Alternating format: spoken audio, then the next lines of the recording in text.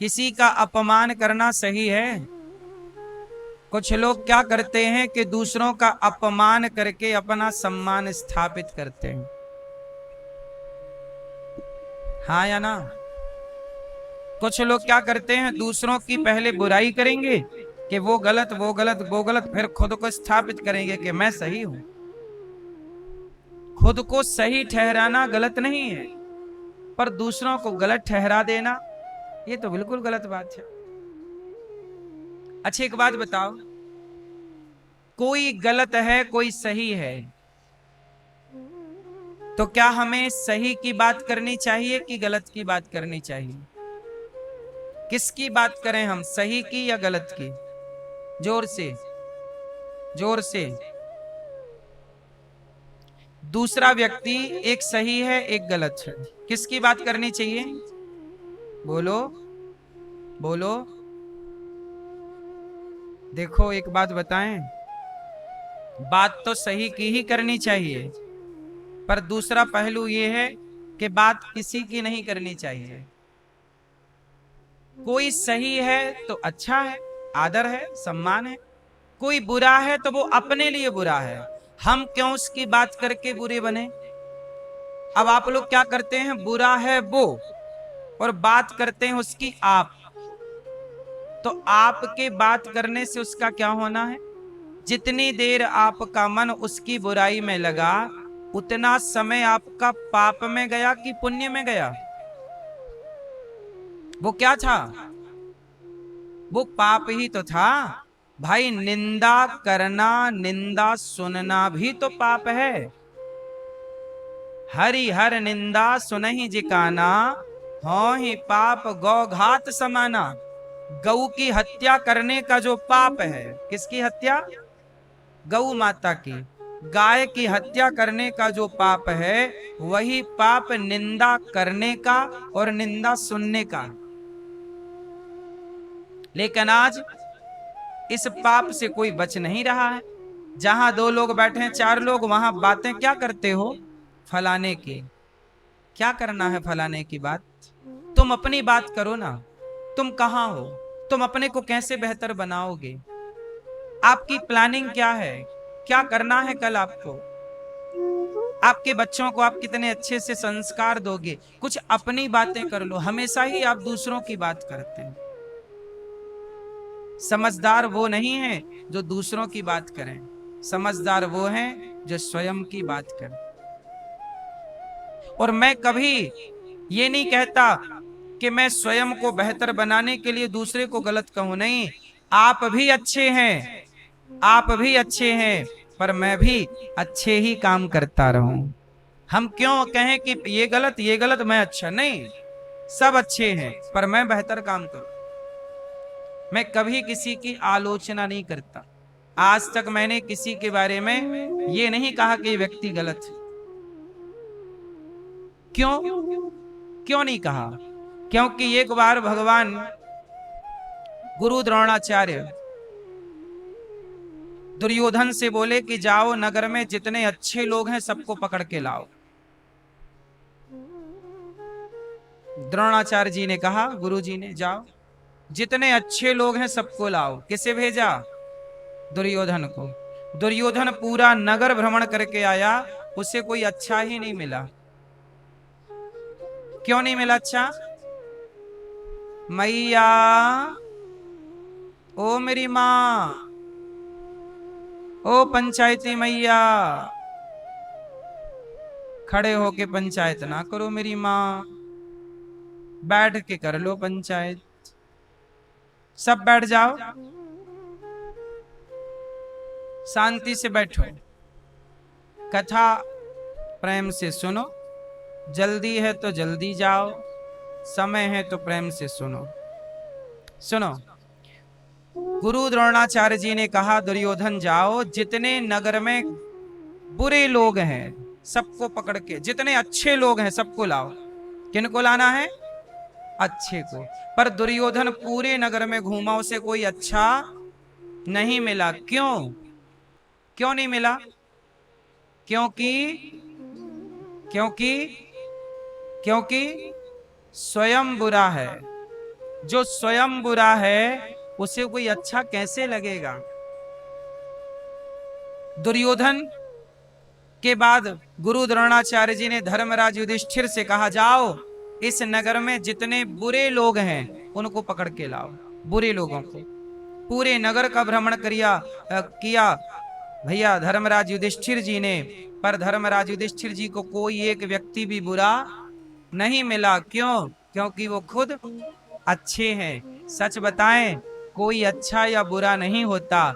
हम जैसे होते हैं हमें सामने वाला वैसा नजर आता है। हम अच्छे सब अच्छे, हम बुरे सब बुरे। बुरा जो देखन मैं चला, बुरा न मिलिया कोई, जो दिल खोजा आपुना। हमसे बुरा ना, बुरे तो हम ही थे, पर हम दूसरों को कहते रहे तुम बुरे तुम बुरे तुम बुरे। समझदार हैं वो जो अपनी कमियों में काम करते हैं, अपनी कमियों को ठीक करते हैं। एक एक कमी अपनी सुधार लो तो आप बहुत निखर जाओगे। लेकिन लोग खुद को नहीं देखते, सामने वाले पर दोषारोपण करते हैं, तुम बहुत बुरे हो, तुम बहुत बुरे हो। खुद क्या कर रहे हैं?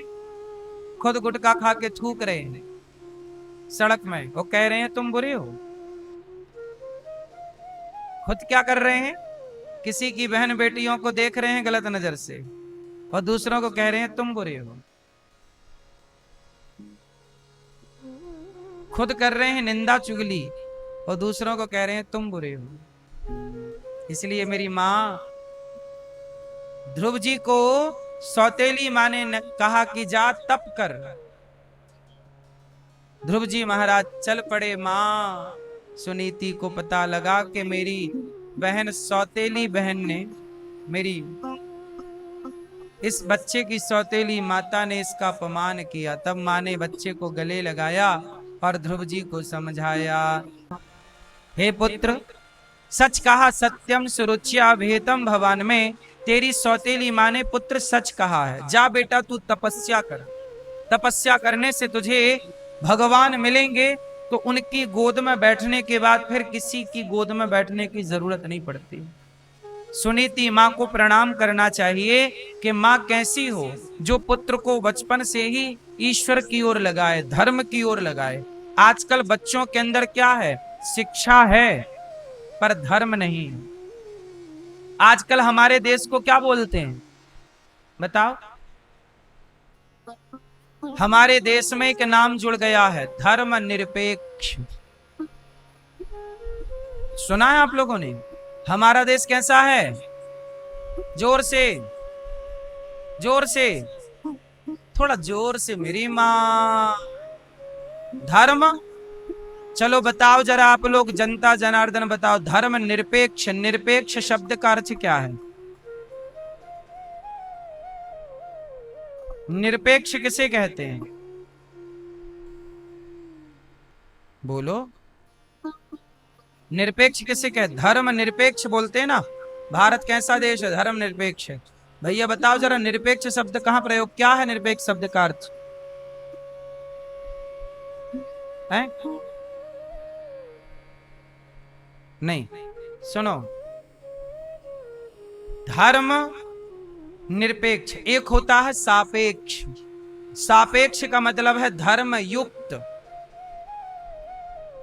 यदि आप सापेक्ष कहते हैं कि भारत धर्म सापेक्ष है, तो धर्म सापेक्ष का मतलब हो गया कि भारत के लोगों के अंदर धर्म है। लेकिन आपने कह दिया धर्म निरपेक्ष, इसका मतलब हुआ कि आपके भीतर धर्म नहीं है। साहब, जिस दिन इंसान के भीतर धर्म नहीं रहेगा, वो इंसान इंसान रहेगा कि जानवर हो जाएगा? ये सरकार क्या बनाना चाहती है इस देश को? जानवर या इंसानों का देश? आज धर्म निरपेक्ष, निरपेक्ष का मतलब है ना, नहीं। अब ये बताओ, आपकी बेटी के अंदर धर्म सापेक्ष, आप कैसी बेटी चाहते हो? कैसा बेटा चाहते हो? सापेक्ष धर्म से भरा हो या धर्म से खाली हो? बोलो, आपका बेटा धर्म से भरा हो या धर्म से खाली हो? तो धर्म से भरा हुआ कहलाएगा धर्म सापेक्ष, और धर्म से खाली कहलाएगा धर्म निरपेक्ष। जहां 0 संभावना है धर्म की वो निरपेक्ष है, और जहां 100% संभावना है वो सापेक्ष है। अब ये बताओ आप कैसा बेटा चाहते हो, सापेक्ष या निरपेक्ष? बोलो। आपका बेटा धर्म से भरा होगा तब ना वो माँ बाप की सेवा करेगा, धर्म से भरा होगा तब ना, धर्म ही तो कहेगा मातृ देवो भव, पितृ देवो भव, अतिथि देवो भव, आचार्य देवो भव। मैं धर्म से भरा हूं इसलिए ना वृद्ध माओं के पांव दबाता हूं। मैं भी धर्म निरपेक्ष होता, धर्म से शून्य होता तो मैं क्यों किसी की सेवा करता, क्यों किसी के पांव दबाता? आपका बेटा जिस दिन धर्म निरपेक्ष हो जाएगा उस दिन आपका बेटा राक्षस हो जाएगा, जानवर। फिर वो आपकी सेवा क्यों करेगा? इसलिए मेरी मां कभी धर्म निरपेक्ष शब्द का प्रयोग, इस सरकार पता नहीं इतने से शब्द सोचिए, आप लोग निरपेक्ष निरपेक्ष सुनते हैं लेकिन अर्थ नहीं जानते। धर्म निरपेक्ष देश का हम करेंगे क्या? ये भारत कभी धर्म निरपेक्ष नहीं रहा। राम धर्म निरपेक्ष थे कि धर्म सापेक्ष थे? आप बताओ। अरे राम के भीतर धर्म था, रावण के भीतर धर्म नहीं था। क्या पराई नारी को चुराना धर्म था? इसलिए रावण धर्म निरपेक्ष था, राम धर्म सापेक्ष है। तो ये देश के लोग भारत को राम जैसा देखना चाहते हैं या रावण जैसा? राम जैसा देखना चाहते हो तो धर्म सापेक्ष कहो, धर्म निरपेक्ष क्यों कह रहे हो? ये देश धर्म निरपेक्ष हो जाएगा तो गली गली रावण पैदा हो जाएंगे, और अभी हैं, इसलिए ना रावण है, इसलिए ना बलात्कार हो रहा है, क्योंकि धर्म निरपेक्ष है। धर्म है ही नहीं, धर्म की कोई बात नहीं करता। धर्म स्कूलों में पढ़ाया नहीं जाता, स्कूलों में धर्म पढ़ाना चाहिए। स्कूलों में धर्म पढ़ाएंगे तब ना तुम्हारा बेटा धर्मात्मा होगा। बताओ कैसा बेटा चाहते हो, कैसी बहू चाहते हो? बहू के अंदर धर्म हो या ना हो? धर्म सापेक्ष बहू हो या धर्म निरपेक्ष बहू हो? बोलो। कैसी सास हो, धर्म सापेक्ष या धर्म निरपेक्ष? कैसा पति हो, धर्म सापेक्ष या धर्म निरपेक्ष? कैसी पत्नी हो, धर्म सापेक्ष या धर्म निरपेक्ष? अरे धर्म निरपेक्ष पत्नी थी वो जिसने ड्रम में पैक कर दिया। धर्म सापेक्ष पत्नियां हैं वो जो अपने पति को परमात्मा मानकर पूजती हैं, वो सापेक्ष है। उन नारियों को सती कहा जाता है, पतिव्रता कहा जाता है। हमारे यहाँ की स्त्रियां तो यमराज के मुख से भी अपना पति वापस ले आती हैं। ऐसे धर्म सापेक्ष नारियों का ये देश रहा है। लेकिन आज की स्त्रियां, कुछ स्त्रियां देखो ना जो निरपेक्ष में चली गईं, वो कैसी हो गईं कि पति को हनीमून के बहाने ले गईं और खाई में ढकेल दिया। ये धर्म निरपेक्ष ही तो है। धर्म से शून्य थी वो लड़की जिसने अपने पति को मार दिया दूसरे पराये मर्द के चक्कर में।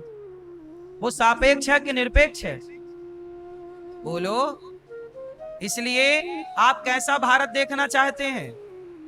तो क्यों ये सरकार, ये लोग क्या कर रहे हैं? ये भारत को धर्म निरपेक्ष बनाए पड़े हैं।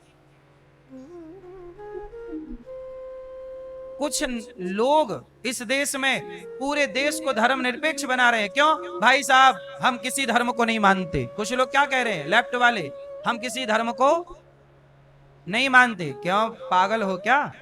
तुम धर्म को नहीं मानते? धर्म को मानना पड़ेगा, तुम्हारे बाप को मानना पड़ेगा। बिना माने तुम्हारा गुजारा हो जाए तो बता दो। मैं जो बात कह रहा हूं उसे समझो। एक बात बताना आप लोग, धर्म को माने बिना गुजारा हो सकता है? उत्तर दो। क्यों? धर्म को माने बिना गुजारा होगा? नहीं होगा। कैसे? आप लोग धर्म को मानते हो? किस धर्म को? आओ मैं एक धर्म की बात करता हूं, जिस धर्म धर्म के बिना तो देखो किसी का गुजारा नहीं है, चाहे वो मुसलमान हो, हिंदू हो, सिख हो, ईसाई हो, बच्चा हो, बूढ़ा हो, धर्म को मानना पड़ेगा। मैया हो गई पंचायत।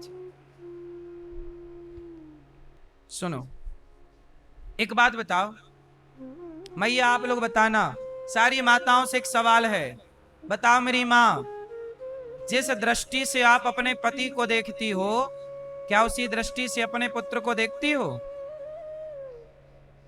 बोलो, क्या उसी दृष्टि से अपने पिता को देखती हो? जो नजरिया पति को देखने का है, क्या वही नजरिया पिता को देखने का हो सकता है? क्या वही नजरिया पुत्र को देखने का हो सकता है? जोर से, जोर से, किसने रोका है? बोलो, किसने रोका? अरे धर्म ही रोकता है, धर्म ही ये है जो कहता है ये बाप है, ये पुत्र है, ये पति है, किसके साथ कैसा व्यवहार करें, वो व्यवहार का निर्णय धर्म ही तो लेता है। यही तो धर्म है। ये धर्म मर गया तो आप इंसान कहां रहोगे? फिर तो कुत्ते बिल्ली जिनके अंदर धर्म नहीं होता। कुत्ता कैसा होता है? कुत्ता जिस माँ से पैदा होता है, जवान होके वो कुत्ते का पिल्ला उसी माँ से संबंध बनाता है, क्योंकि उसके भीतर धर्म। हाँ, और तुम कहते हो कि जी हम धर्म को नहीं मानते, निरपेक्ष। दिमाग खराब हो गया उन लोगों का, अक्ल तो है नहीं, पढ़ते लिखते हैं नहीं, बात करते हैं धर्म की। धर्म के बिना तुम जी नहीं सकते साहब। जी जाओ तो बताओ, बताओ जो दृष्टि तुम्हारी पत्नी के लिए है, क्या वही दृष्टि तुम्हारी मां के लिए हो सकती है? बोलो, जिस नजरिए से आप अपनी बेटी को देखते हो, जिस नजरिए से आप अपनी मां को देखते हो, जिस नजरिए से आप अपने पत्नी को देखते हो, ये तीनों नजरिया एक है कि अलग अलग है? ये अलग अलग किसने बनाया? बोलो, यही तो धर्म है। जब तक धर्म रहेगा इस धरती पर, तब तक मां बहन बेटी में ये भेद रहेगा, और जिस दिन ये भेद मिटा उस दिन धर्म समाप्त हो गया। आजकल कुछ लोग क्या करते हैं, अखबार में मैंने पढ़ा, सुना, आप लोगों ने भी सुना होगा, बोलने में अच्छा तो नहीं लग रहा है पर बात ऐसी है तो बताना पड़ता है। आज समाज में कुछ लोग ऐसे हैं जो अपनी बेटियों के साथ भी दुराचार करते हैं। कुछ लोग ऐसे हैं समाज संसार में जो अपनी बहन को बहन नहीं समझते, बहन के साथ भी दुराचार करने में जरा पीछे नहीं हटते। क्यों? कैसे, कौन लोग हैं ये लोग? इनके भीतर के धर्म मर चुका है। जिसके भीतर का धर्म मर जाएगा ना साहब, वो ऐसा हो जाएगा। आप लोग ऐसे इसलिए हैं क्योंकि आपके भीतर भी धर्म जिंदा है, और जब धर्म की हानि होती है, जब धर्म मरता है, जब जब हो यह धर्म की हानि, बाढ़हि असुर अधम अभिमानी, परित्राणाय साधूनाम विनाशाय च दुष्कृताम, धर्म संस्थापनार्थाय संभवामि युगे युगे। जब धर्म निरपेक्ष भारत होता है, जब धर्म निरपेक्ष दुनिया बनती है, तब धर्म की स्थापना करने के लिए, फिर से सापेक्ष बनाने के लिए भगवान का अवतार होता है। तुम निरपेक्ष बनाओ, भगवान आके फिर सापेक्ष बनाएंगे, फिर धर्म की स्थापना करेंगे। धर्म निरपेक्ष शब्द भारत में जुड़ गया, समझ लो कि अधर्म हावी हो गया, पाप बढ़ने लगा। निरपेक्ष शब्द जुड़ते ही समझ लो कि पाप बढ़ने लगा। मतलब आजकल लोग धर्म को धर्म से घृणा करने लग गए हैं। अरे धर्म कोई वस्तु नहीं है यार कि मैं कोई इसका नाम धर्म है।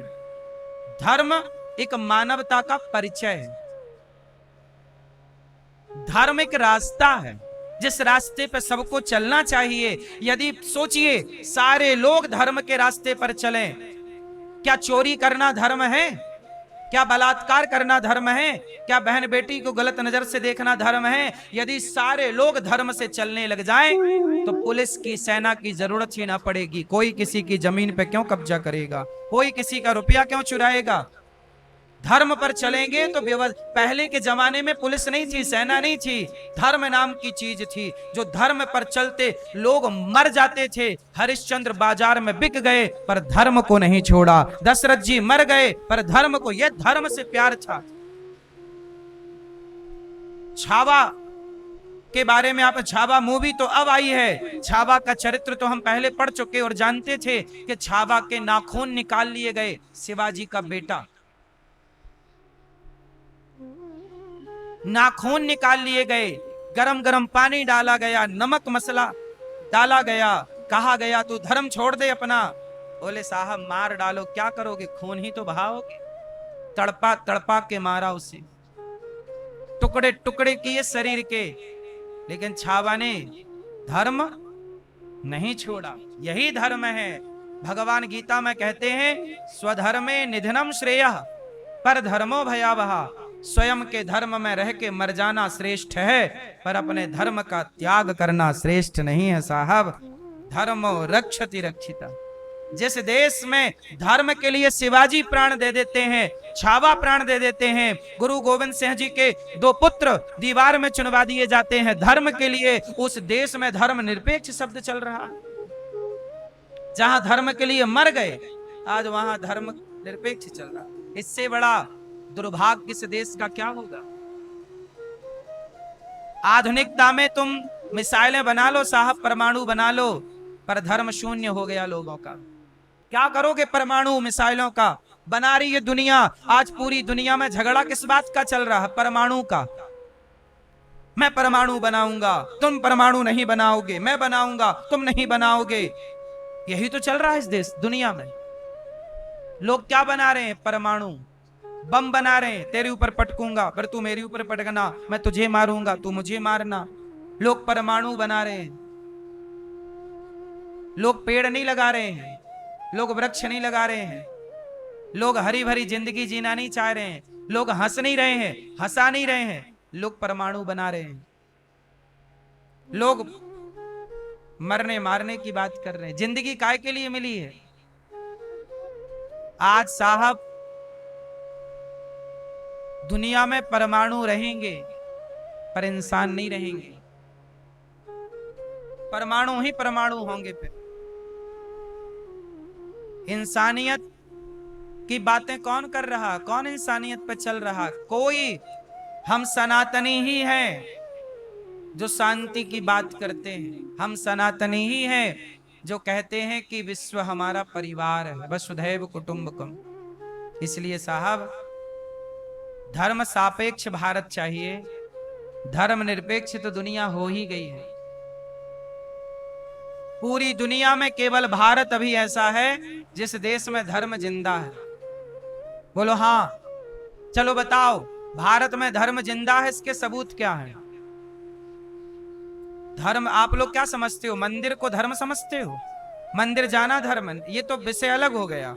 मैं जिस धर्म की बात कर रहा हूं वो आप बताओ कि पूरी दुनिया में भारत में धर्म जिंदा है, इसके क्या प्रमाण है आपके पास? सबूत दीजिए, फिर मैं सबूत दूंगा आपको। बोलो मेरी माँ।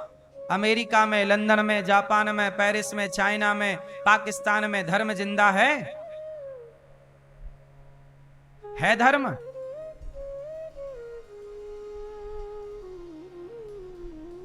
किस रूप में धर्म है? कहां धर्म है बताओ? हम बताएंगे हमारे भारत में धर्म आज भी जिंदा है। और जिंदा किसने रखा है? आप लोगों ने। बस एक बात समझ लो, समझ में आ जाएगा। पूरी दुनिया ढूंढ लेना, पूरी दुनिया ढूंढ लेना, तुम्हें विधवा स्त्रियां ना मिलेंगी। विधवा स्त्रियां मिलेंगी तो केवल भारत में। भारत में मतलब भारत सनातन की स्त्रियां जिस जिस देश में होंगी उस देश में विधवा स्त्रियां मिल जाएंगी। पूरी दुनिया में आपको विधवा स्त्रियां ना मिलेंगी। चाइना में, अमेरिका में, लंदन में आपको एक भी विधवा स्त्री ना मिलेगी। क्यों नहीं मिलती? वहां कोई विधवा होती नहीं है। पति मर गया तो दूसरा जिंदाबाद, दूसरा मरा तीसरा जिंदाबाद। बोलो हाँ कि ना? हाँ कि ना? है कि नहीं? वहां कोई विधवा नहीं होता। विधवा तो केवल भारत की स्त्रियां होती हैं। क्यों? क्योंकि भारत की स्त्रियां पति के मर जाने के बाद उसकी ही विधवा रह के जिंदगी गुजारती हैं, पर पराये पुरुष के बारे में सपने में भी नहीं सोचती। ऐसी नारियां पूरी दुनिया में कहीं हैं तो केवल सनातन संस्कृति की स्त्रियां, भारत की स्त्रियां। बोलो हाँ, हमारे भारत में ऐसी ऐसी स्त्रियां हैं जो बचपन में शादी हुई, शादी के अगले दिन विधवा हो गई, पति किसी कारणवश। उस विधवा की, जिस पति ने कभी टच नहीं किया अपनी पत्नी को, उसकी विधवा रह के सारी जिंदगी गुजार दिया। गौरी गोपाल में एक वृद्ध मां रहती हैं, उनकी बचपन में शादी हो गई थी, और शादी हुई और पति की मृत्यु हो गई, और आज भी वो मां मेरे पास यहां रहती है, मैं सेवा करता हूं। पहले भी एक मां यहां गौरी गोपाल में थी, अब वो भगवान के घर चली गई। 7 साल की उम्र में उनका विवाह हो गया था, 8 साल की उम्र में वो विधवा हो गई और सारी जिंदगी गुजार दी। अब बताओ, ऐसी नारियां पतिव्रता नारी हैं या नहीं? ऐसी स्त्रियां कहां हैं? कहां ऐसी स्त्रियां जो अपने मन पर इतना कंट्रोल करें कि आज की आधुनिकता से अपने आप को बचाए रखें? ऐसी पवित्र नारियां, पवित्र विचारों वाली स्त्रियां कहीं हैं तो भारत में हैं। धर्म कहां है? भारत की धरती पर ही धर्म है। इसलिए इस धरती को क्या बोला गया? धर्म क्षेत्रे। गीता का पहला श्लोक क्या है? बोलो, गीता का पहला श्लोक, पहला पद क्या है? धर्म क्षेत्रे कुरुक्षेत्रे। इस भूमि का नाम ही धर्म क्षेत्र है, ये धर्म की भूमि है। और जहां भूमि ही धर्म की हो, जहां गीता बात ही धर्म की करती हो, आज उस देश को धर्म निरपेक्ष बनाने में नेता लोग लगे हुए हैं। इससे बड़ा दुर्भाग्य क्या होगा? ये धर्म निरपेक्ष हो गए तुम्हारे बेटा, इसलिए तुम्हारी सेवा नहीं करते। वो कहते हैं अरे माँ बाप की सेवा करना थोड़ी कोई पुण्य होता है, वो तो गर्लफ्रेंड की सेवा करते हैं। बोले माँ बाप की सेवा से क्या मिलना है? हाँ या ना? आज के लड़के अपने माँ बाप पे श्रद्धा नहीं रखते। कुछ लड़कों की बात कर रहा हूं, सब नहीं। कुछ लड़के ऐसे हैं जो अपने माँ बाप पे तनिक भी श्रद्धा नहीं रखते। माँ बाप तो उन्हें दुश्मन जैसे लगने लगते हैं कुछ बच्चों, क्योंकि माँ बाप रोक टोक करते रहते हैं, बेटा यहां ना जाओ, ऐसा ना करो, ऐसा। तो उन्हें लगता है यही सबसे बड़े दुश्मन है। बच्चों को ये समझ में आता नहीं है कि जो रोका जा रहा बेटा तुम्हारे भले के लिए। ये धर्म निरपेक्ष का प्रभाव तुम्हारे बच्चों पे पड़ रहा है। तुम्हारा बेटा भी तुम्हारी सेवा नहीं करता। जब से यह देश धर्म निरपेक्ष हुआ है, तब से इस देश में वृद्धाश्रम बढ़ गए हैं, तब से इस देश में माँ बाप पर अत्याचार बढ़ गया है। क्योंकि अब निरपेक्ष की बातें हैं ना, धर्म क्यों मानेंगे? हमारे यहाँ बताओ, माँ बाप की सेवा करना धर्म था या नहीं? धर्म है या नहीं? उत्तर दो। धर्म है, पर बेटा को पढ़ाया क्या गया? धर्म निरपेक्ष। तो धर्म निरपेक्ष बेटा क्यों करेगा माँ बाप की सेवा? क्यों पूजेगा तुम्हारे पांव? अरे हम अपनी माँ, हम अपने बाप के, हम अपनी माँ के पांव धो के आज भी पीते हैं।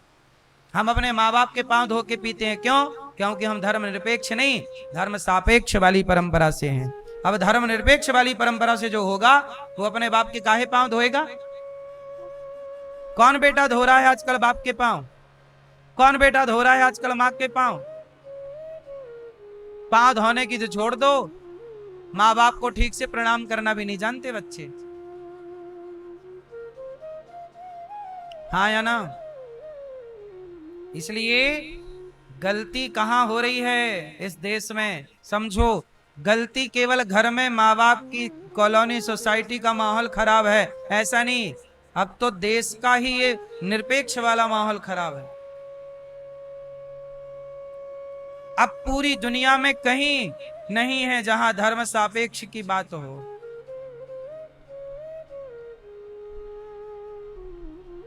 ध्रुव जी महाराज चले, जा बेटा तप कर।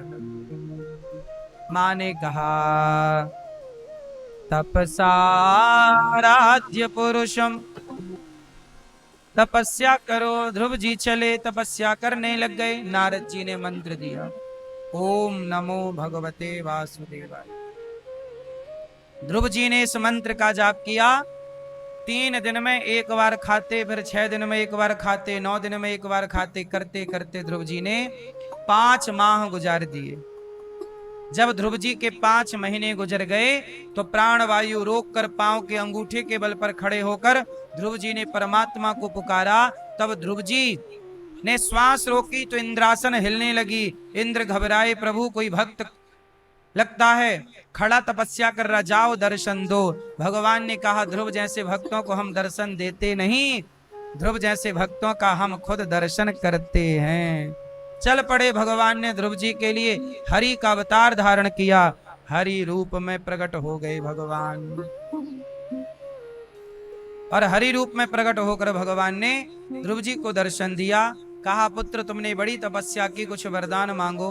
ध्रुव जी ने कहा, प्रभु दर्शन हो गया, क्या चाहिए? कुछ नहीं। भगवान ने कहा, तुमने राज्य की कामना से तपस्या की, हम तुम्हें 36,000 वर्षों का राज्य देते हैं।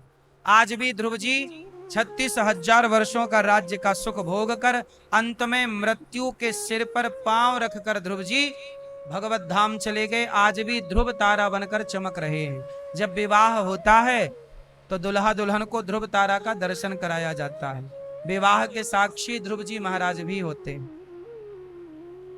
हाँ या ना? ध्रुव जी ने अपनी मां के साथ बैकुंठ प्रस्थान किया। बड़ी सुंदर चर्चा है। ध्रुव जी के वंश में आगे चल करके भगवान पृथु हुए, जिन्होंने 10,000 कान मांगे और पृथ्वी में धर्म की स्थापना की। मनु जी महाराज के दूसरे पुत्र हैं प्रियव्रत। प्रियव्रत जी का वंश बड़ा सुंदर है। इन्हीं के वंश में भरत जी हुए, भगवान ऋषभ देव जी हुए, जहां से जैन परंपरा स्टार्ट हुई। जैन कौन है? जैन जिनकी पूजा करते हैं वो हमारे भगवान 24 अवतारों में एक हैं। जैन पूजा करते हैं भगवान ऋषभ देव जी की। 24 तीर्थंकर में उनके एक तीर्थंकर भगवान ऋषभ देव जी हैं। तो ऋषभ देव जी हमारे भगवान के 24 अवतारों में एक अवतार, भगवान नारायण का ही एक अवतार भगवान ऋषभ देव जी का है। तो उन अवतार की पूजा हमारे जैन परंपरा के लोग करते। वहीं से जैन परंपरा या जैन धर्म स्टार्ट हो गया ऋषभ देव जी से। ऋषभ देव जी के बड़े पुत्र हुए हैं भरत जी। उन्होंने सब छोड़ा और गंडकी नदी के तट पर तपस्या की। एक मृग में मन लग जाने से उनकी दुर्गति हो गई। मरते समय उनका मन मृग में लग गया तो वो मृग बन गए। फिर तीसरा जन्म मनुष्य का मिला। राजा रहुगण को उपदेश दिया और दोनों भगवत धाम गए। इसके बाद 27 प्रकार के नरकों का, 28 प्रकार के नरकों का वर्णन। जो जैसा पाप करता है वैसे नरक में जाता है। नरक, नरक क्या है? एक प्रकार का जेल। नरक किसे कहते हैं? जेल को। जेल क्या है? नरक है। जेल में बस वहीं रहो, काम करो, वही। भोपाल जेल में मैं कथा सुनाने गया तो मुझे वहां कैदियों के साथ बात करने का, थोड़ा टाइम रहने का मौका मिला। मैं भी रहा वहां, देखा कि भाई यहाँ का माहौल कैसा। जेल में रहने वाले कैदी पता है, वो जेल से जब बाहर निकलते हैं ना तो वो यही सोचते हैं कि हम बैकुंठ में आ गए। यही आजादी बैकुंठ है साहब। तुम्हें आजादी फोकट में मिल गई, इसलिए तुम्हें कीमत नहीं। जेल में सालों साल तक एक कमरे में बंद है, कोई दुनिया के संसार कुछ देखने को नहीं मिल रहा। तो वो जेल में रहने वाला तो यही सोचता है कि बस यहां से बाहर चले जाएं, हमें स्वर्ग मिल गया, बैकुंठ मिल गया, और कुछ नहीं चाहते वो। कैदियों से पूछो कि बताओ तुम क्या चाहते हो, वो यही कहेंगे बस हमें आजादी चाहिए। पर आप लोगों को आजादी मिली है, उस आजादी की कोई वैल्यू नहीं। इसलिए जो आपके पास है ना मेरी माँ, वो कम नहीं है। अपनी आजादी का आप लोग दुरुपयोग करते हैं। आजादी मिली तो आप लड़ते हैं, झगड़ा करते हैं। ये नहीं कि आजादी मिली है तो किसी का भला कर लें। अब जरा बताओ कि जो जेल के अंदर कैदी हैं, यदि आज उनका मन भी है कि मैं किसी को भोजन कराऊं तो भोजन नहीं करा सकते। वो मन भी बनाए कि मैं 4 रोटी दान कर दूं किसी भूखे को, वो 4 रोटी चाह करके भी दान नहीं कर सकते। आपको पता है कैदियों को रोटियां भी गिन के दी जाती हैं। 8 रोटी तौल के चावल दिया जाता, इतना ही भोजन मिलेगा। इससे ज्यादा भूख लगी हो तो नहीं, बचे तो आप जानो, पर एक्स्ट्रा 1 रोटी नहीं मिलती। तुल के मिलती है तराजू में, इतनी रोटी।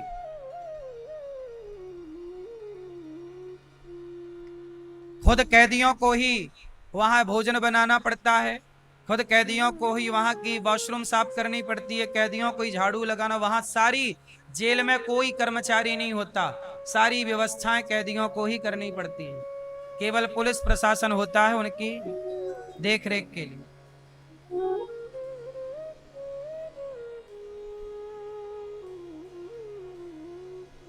वहां एक तरह का जेल, एक तरह का नरक है। हाँ या ना? इसलिए कहता हूं, जेल के भीतर रहने वाला चाह ले कि मैं अपनी मां के पांव दबा दूं, अपनी मां की सेवा कर लूं, तो क्या वो कर पाएगा? इसलिए तुम पास में हो मां के, कर लो सेवा। तुम स्वतंत्र हो, 4 रोटी दान करने के योग्य हो, खिला सकते हो किसी को, खिला दो। वरना एक टाइम ऐसा आएगा कि आप रोटी देना चाहोगे भी तो दे ना पाओगे। समय तो समय है ना साहब। इसलिए जब समय अच्छा हो तो अच्छे काम कर लेना चाहिए, क्योंकि समय बदलते देर नहीं लगती। अर्जुन ने महाभारत जीत लिया, आज समय अच्छा था तो अर्जुन महाभारत जीत गए। लेकिन वही अर्जुन महाभारत को जीतने वाले जंगल के भीलों से हार भी गए थे, पता है कि नहीं? जंगल के कोल भीलों से हार गए अर्जुन। पुरुष बली नहीं होत है, समय होत बलवान, भीलन गोपी लूट लई, वही अर्जुन वही बाण। महाभारत जीतने वाले अर्जुन आखिरी अंतिम समय में जंगल के कोल भीलों से हार गए थे। समय कभी जिताता है तो समय कभी हराता है। समय बड़ा बलवान है मेरी मां, इसलिए समय अच्छा है तो अच्छे काम कर लो, एक भी बुरे काम ना करना। बुरा काम करने से डरना, बचना। समझ में आ रही है बात?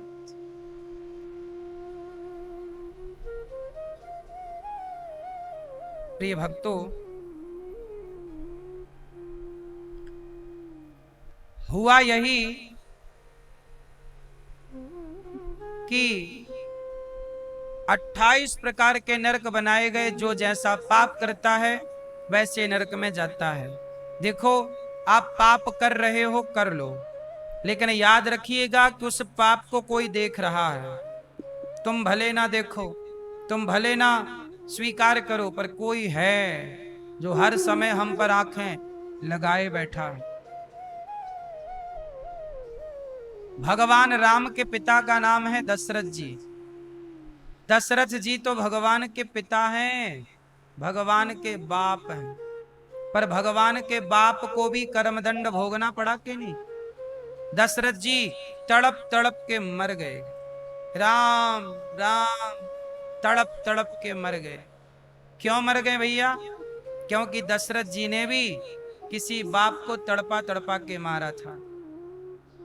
दशरथ जी ने जब श्रवण कुमार को मारा तो श्रवण कुमार के पिताजी तड़प तड़प के मर गए। जब आप किसी को तड़पा तड़पा के मारोगे तो आप बच जाओगे? ये तो ईश्वर का हिसाब है साहब। ईश्वर के घर देर है, अंधेर नहीं है ना।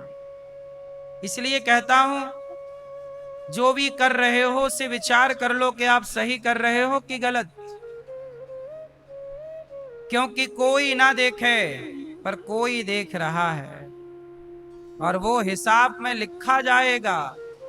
इसलिए बाद में मत रोना कि हमने तो कोई पाप नहीं किया, हमारे साथ बुरा क्यों हो रहा है।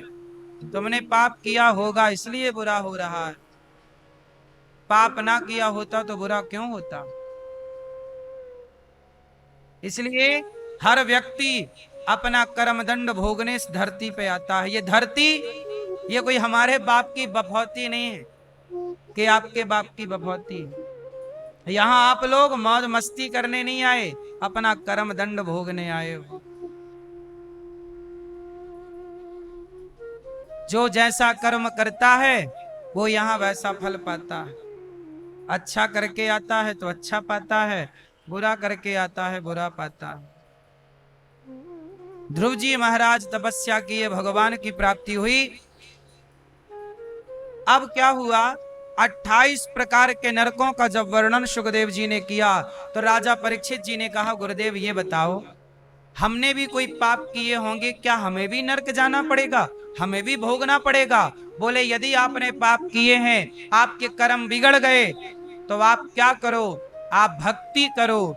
जैसे कांटे को कांटे से निकाला जाता है, अंधकार को प्रकाश से समाप्त किया जाता है, ऐसे पुण्य करके ही पापों से बचा जा सकता है। इसलिए जीवन में पुण्य करो। पापों से देखो, पाप हो गए माना कि हमसे, अब हो गए, अब क्या करें, अब क्या करो, अब पुण्य करो। पाप समाप्त हो सकता है किससे, पुण्य से। ये बात हम नहीं कह रहे हैं, हम थोड़ी कह सकते हैं, भगवान खुद कह रहे हैं। भगवान गीता में कह रहे हैं कि सर्वधर्मान परित्यज्य मामेकम शरणम व्रज अहम त्वा सर्व पापेभ्यो।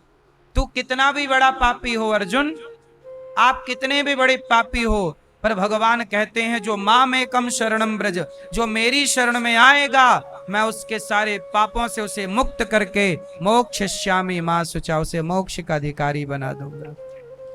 भगवान की शरण में सन्मुख हो ही जीव मोहि जबहि, जन्म कोटि यघ नासहि तबहि। इसलिए कहता हूं कि आप भी पुण्य करो, उस पुण्य से तुम्हारे पाप कटेंगे। इसलिए कहता हूं, गौरी गोपाल आश्रम में हमारी जो वृद्ध माएं रहती हैं, इन माओं के अपने बेटों ने तो पेट भर भोजन नहीं दिया, आप भोजन देकर पुण्य करो। गौरी गोपाल आश्रम में हजारों संत आकर भोजन करते, प्रसाद पाते, आप अन्नदान करके पुण्य करो। इसलिए कहता हूं, मैं आपको रोज यही तो समझाता हूं, थोड़ा थोड़ा पुण्य करो, यही पुण्य तुम्हारे पाप काटेगा। थोड़ा थोड़ा करो, पुण्य से ही पाप कटते हैं। आज का आदमी क्या करता है, बस पाप ही पाप करता है, पुण्य के नाम पे क्या करता है। आजकल लोगों के ना हाथ कांपते हैं पुण्य करने में। अभी 2 दिन पहले यहाँ पर एक माँ अपने बेटे को लेकर आई, छोटी सी बात थी, वाक्या मैंने देखा, आपको शेयर कर रहा हूं, समझना कि किस तरह की मानसिकता है। एक माँ अपने बेटे को लेकर आई, तो माँ ने तो यहाँ वृद्ध माओं के लिए थोड़ा सा अन्नदान दिया कि महाराज जी ये हमारी तरफ से 500 रुपए वृद्ध माओं के भोजन में लगाना। हमने कहा मैया लगा देंगे। माँ ने 500 रुपए अपने बेटे को भी दिया। माँ ने 500 रुपए अपने बेटे को दिया कि बेटा तू भी अपने नाम से जरा वृद्ध माओं को भोजन के लिए दान कर दे।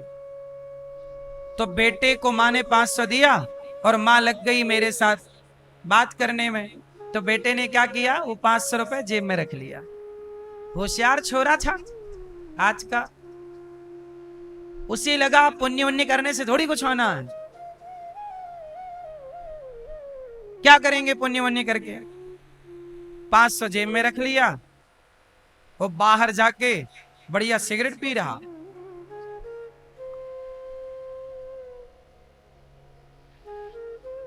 सिगरेट पीने में, सिगरेट में पैसा खर्च करने में उसे आपत्ति नहीं है, दारू में पैसा खर्च करने में आपत्ति नहीं है, लेकिन किसी को 2 रोटी देने में हाथ थर थर थर थर थर थर, यही तो पाप है साहब। सच कहूं यदि तुम्हारे भीतर पाप बैठा है तो वो पाप तुम्हारे भीतर का तुम्हें पुण्य करने से रोकेगा। मत कर पुण्य, मत कर पुण्य, मत कर, मत कर, मत कर, क्योंकि तुम्हारे पुण्य से उस पाप को निकलना पड़ेगा।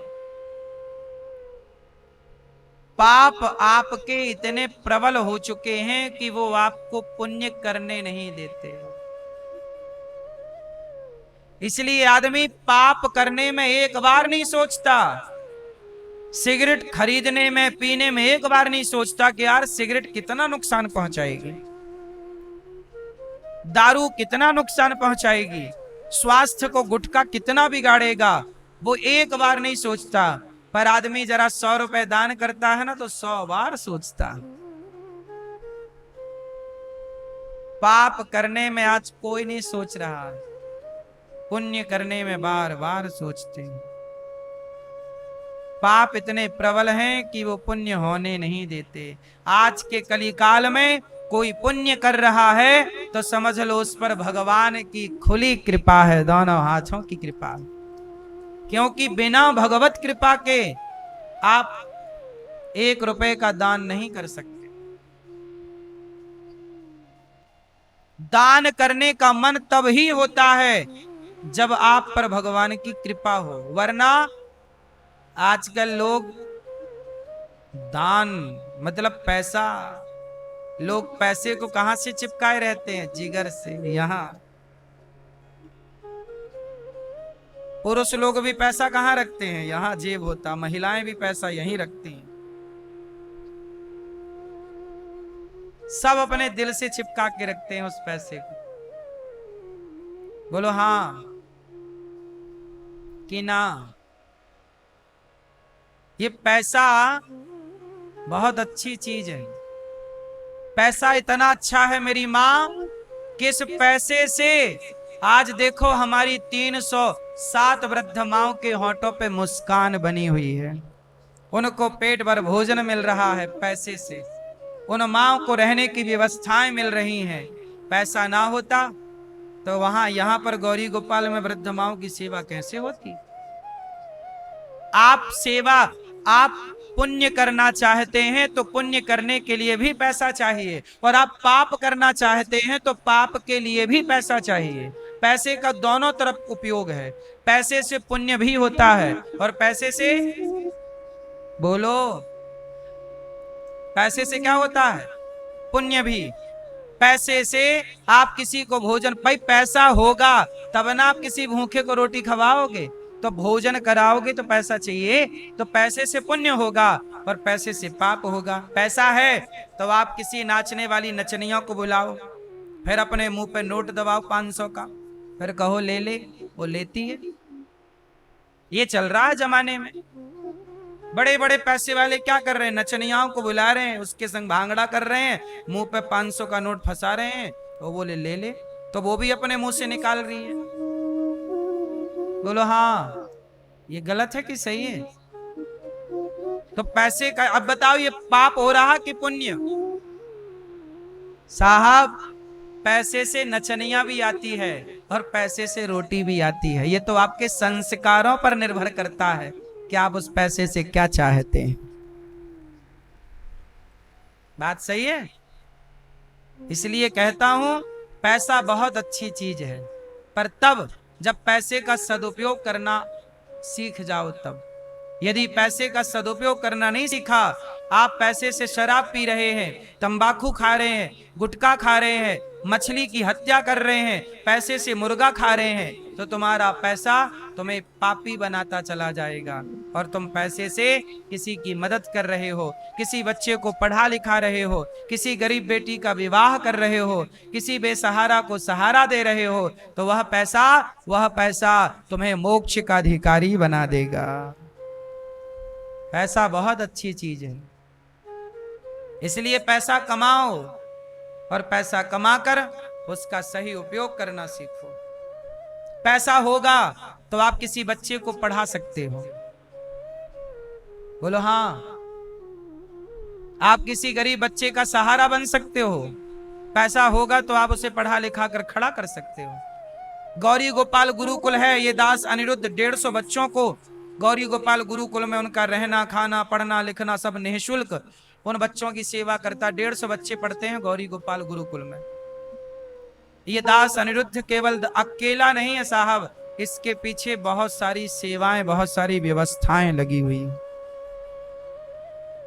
आप मुझे 1 रुपए का दान करते हो तो मैं उस 1 रुपए के 4 भाग करता हूं, 25-25 पैसे के। 25 पैसा बच्चों की शिक्षा में गुरुकुल में लगता है आपका, 25 पैसा वृद्ध माओं की सेवा में, 25 पैसा रसोई की सेवा में, और 25 पैसा गौ माता की सेवा में, कि गौ माता को चारा मिल जाए, भूसा मिल जाए। आप भी पैसे का, मैं क्या करता हूं, मैं केवल पैसे का सदुपयोग करता हूं। बोलो हाँ, कि दुरुपयोग करता हूं। मैं भी गुटखा खाने लग जाऊं, शराब पीने लग जाऊं, चरस अफीम पीने लग जाऊं तो कोई रोकने थोड़ी आ पाओगे। आज के लड़कों को तो मिल जाता है पैसा तो क्या करते हैं, बड़ा मोबाइल लेते हैं, बड़ी गाड़ी, और यही करते हैं। बोलो हाँ। भगवान पैसा सबको नहीं देते मेरी मां। भगवान पहले ये देखते हैं कि क्या आप पैसा पचाने की क्षमता रखते हैं, क्योंकि आप गलत व्यक्ति को पैसा मिल जाएगा तो उसका मिसयूज कर लेगा। इसलिए विधाता सबको पैसा नहीं देता। आपको उतना ही मिल रहा है जितना से आपका पेट भर सके, बस इससे ज्यादा आपको नहीं मिल रहा है।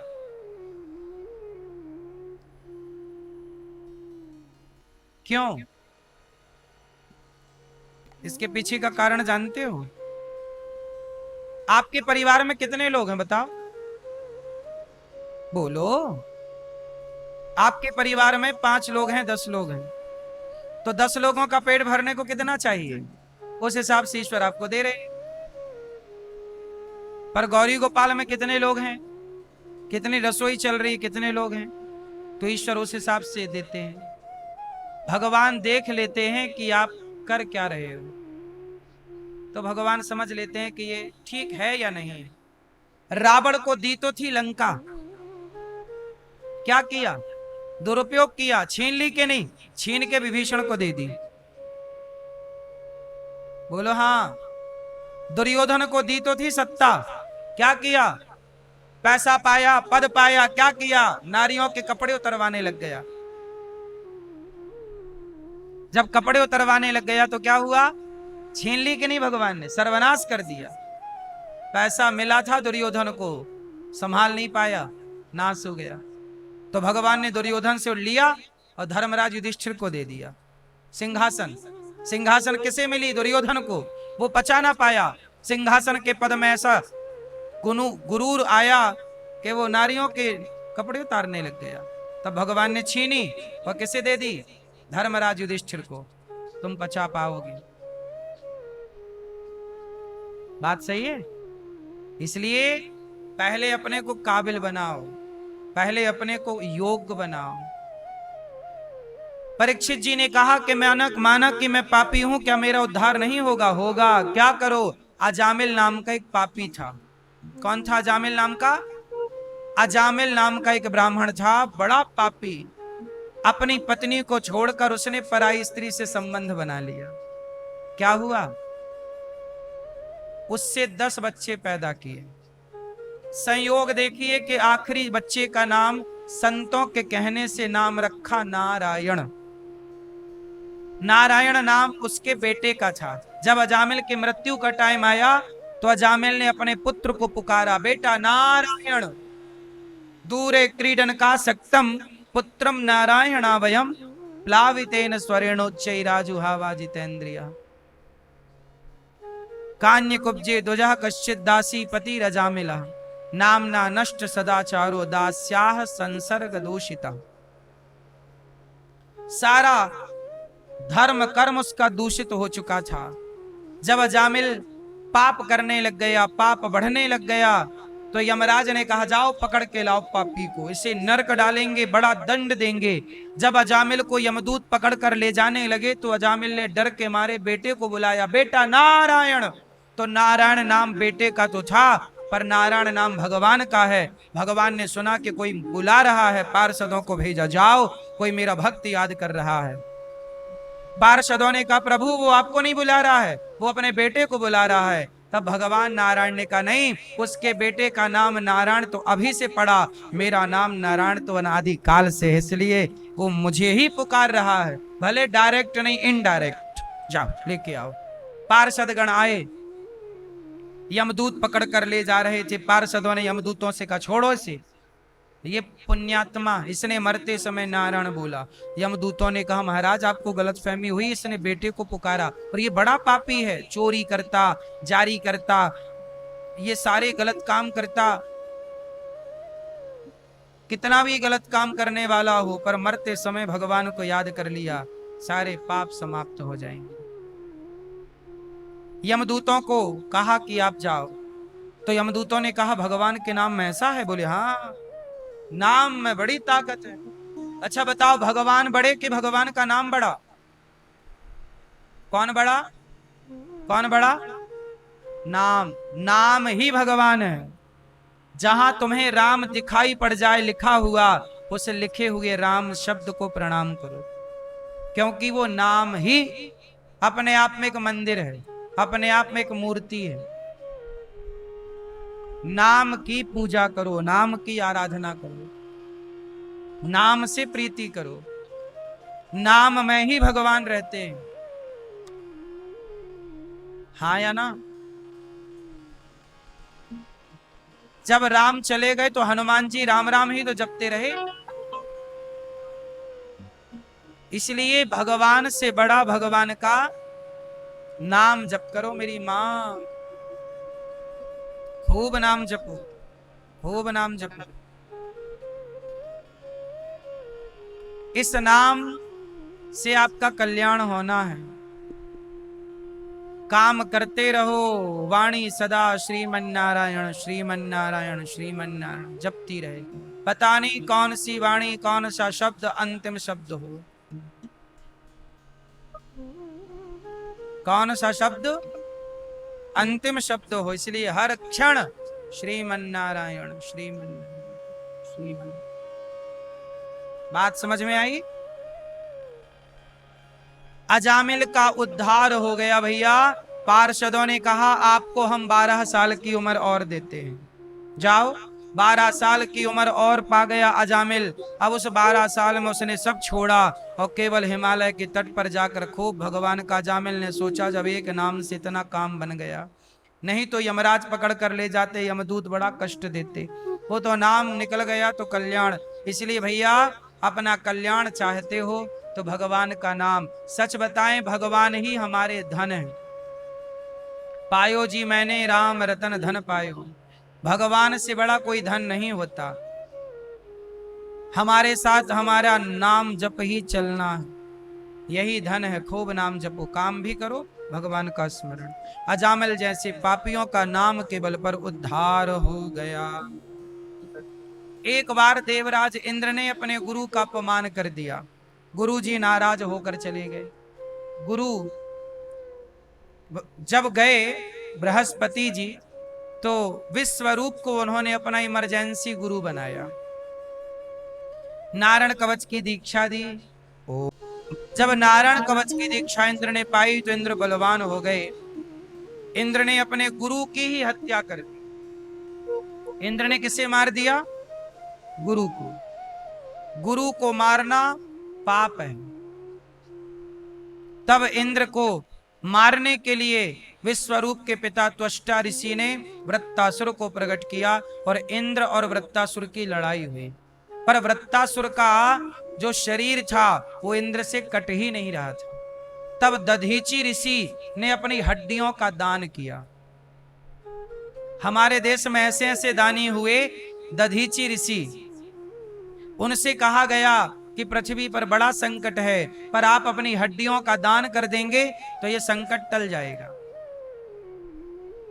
क्या दान करेंगे? हड्डियां। तब क्या करें? बोले आप हड्डियां दान करो। तब हड्डियां दान की गई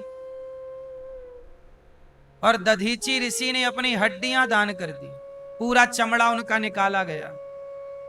अब सोचिए किसी से शरीर जिंदा मार के नहीं, जिंदा चमड़ा निकाला गया और हड्डी का वज्र बनाया गया। उस वज्र से जब वृत्तासुर ने युद्ध किया इंद्र ने, तब वृत्तासुर को उस दधीची ऋषि की हड्डियों के बने वज्र से मारा। हमारे यहाँ ऐसे ऐसे, ये मैया को जगाओ, मैया सो लो।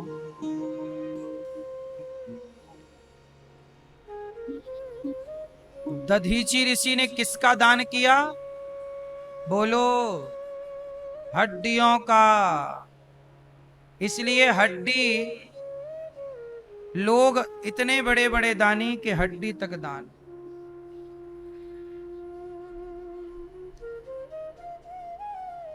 वृत्तासुर को मारा, पर वृत्तासुर ने मरते समय भगवान को स्मरण किया। परीक्षित जी ने कहा वृत्तासुर तो राक्षस था, पर भगवान का स्मरण क्यों किया? बोले पिछले जन्म में ये बहुत बड़ा भक्त था। वृत्तासुर पिछले जन्म में चित्रकेतु नाम के राजा थे। ध्यान से सुना, मैया जो सो रही हो जाग जाएं। अगल बगल में चेक करो कोई सो रहा है। आज पानी क्या बरस गया आपको, तो ठंडी का मौका मिल गया सोने का।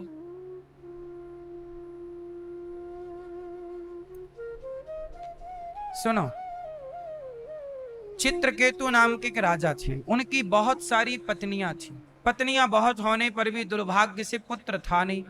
बेटे के लिए रोए। संत जी ने कृपा की, कहा पत्नी को ये फल खिला दो, बेटा होगा, पर वो बेटा तुम्हें सुख भी देगा और दुख भी देगा। ठीक है। राजा चित्रकेतु को एक बेटा, उनकी पत्नी कृतद्युति को एक बेटा हुआ। उस बेटे का जब 5 वर्ष की उसकी उम्र हुई, 5 साल तक तो बहुत सुख दिया उसने अपने माँ बाप को। 5 साल का हुआ तो राजा की एक पत्नी को बेटा हुआ, पर राजा की रानियां बहुत सारी थी। उन रानियों के अंदर सौतिया डाह हो गया कि मुझे बेटा हुआ नहीं, राजा मुझे प्यार करते नहीं। उन रानियों ने उस बच्चे को मिल करके मार डाला, जहर दे दिया। आजकल लोग दुखी क्यों हैं? दूसरे के सुख से दुखी हैं कि ये सुखी क्यों चल रहा। अपने दुख से दुखी नहीं है लोग, दूसरे के सुख से दुखी हैं। उन रानियों को लगा कि ये बहुत खुश क्यों रहती है, चलो इसे दुखी करते हैं, इसके बच्चे को मार डालते हैं। उन रानियों ने बच्चे को मार डाला। अब राजा रानी को पता लगा कि मेरे बेटे को मार दिया, मर गया, रो पड़े हे विधाता। तब नारद जी आए, राजन इतना ना रोइए, शोक ना करिए, ये मृत्यु लोक है। यहाँ जो आता है वो मरने के लिए ही पैदा होता है। इस आप में से, हम में से ऐसा कोई नहीं है जिसे मरना ना पड़े, सबको मरना पड़ता है। इस संसार में ऐसा कौन है बताइए जिसे मरना नहीं पड़ता? है कोई? सबको मरना है। रानी राजा बोले महाराज सो तो ठीक है, मरना है, पर कम से कम बच्चा तो ना मरता। कोई उम्र बाद आदमी मरे तो दुख नहीं होता कि चलो भाई पूरी उम्र से गया है, पर कोई बालक चला जाए तो दुख तो होता है। राजा को नारद जी समझाए कि अच्छा तुम्हारे बेटे को हम जिंदा करते हैं। नारद जी ने उस मरे हुए बच्चे को जिंदा किया। राजा बहुत प्रसन्न हो गए, बेटे को गले लगाने दौड़े। उस बेटे ने कहा पिताजी खबरदार, पहले ये बताओ कि आप मेरे कौन हो। पिता ने कहा मैं तेरा पिता हूं।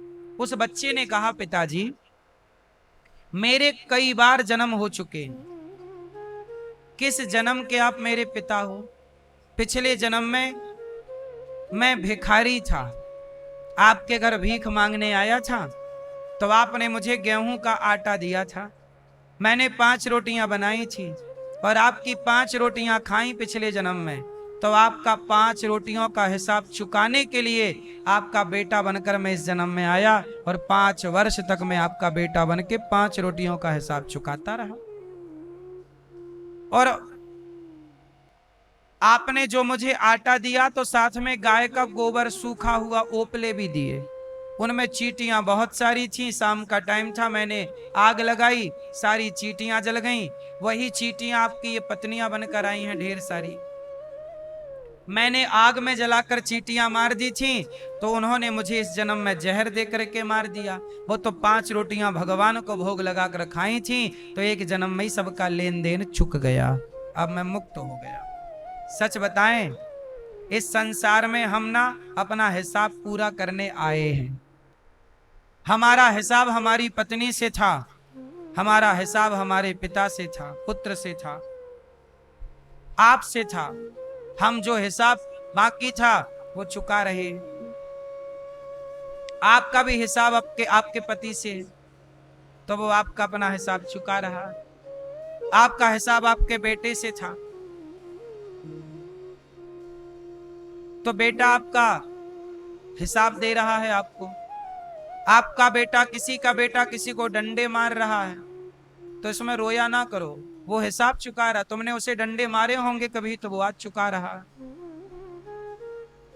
कोई बेटा नालायक निकल जाए तो परेशान होने की जरूरत नहीं है, ये तुम्हारा ही हिसाब है। कभी तुमने उसे इस तरह से सताया था, तो आज वो तुम्हें इस तरह से सता रहा। ये बिल्कुल हिसाब किताब चुका रहे हैं आप सब लोग। यहां आप कुछ पा नहीं रहे हैं। हाँ, जो अच्छा कर्म कर रहे हैं वो आपकी संपत्ति बन रहा है अगले के लिए, अगले वक्त के लिए। परंतु जो प्राप्त हो रहा है, वो जो किया था वो ही चल रहा है। आपके भाग्य में पति कैसा आएगा? जैसे आपके कर्म होंगे, उस कर्म ही पति के रूप में मिले। किसी का पति बहुत अच्छा होता है, बहुत सुख देता है, किसी का पति बहुत दुख देता है। क्या है ये? कर्म दंड है। तुमने अच्छे कर्म किए थे, पति अच्छा मिला। बुरे कर्म किए थे, पति बुरा मिला, पुत्र बुरा मिला, भला मिला। सब कर्मों का फल है। को न काहू को सुख दुख कर दाता, निज कृत कर्म भोग सब भ्राता। क्यों मैया, सही है गलत है? इसलिए तुम्हारी बहू बहुत अच्छी है, तो ये तुम्हारे अच्छे कर्मों का फल है। तुम्हारी बहू बहुत बुरी है, तो दोष बहू का नहीं है।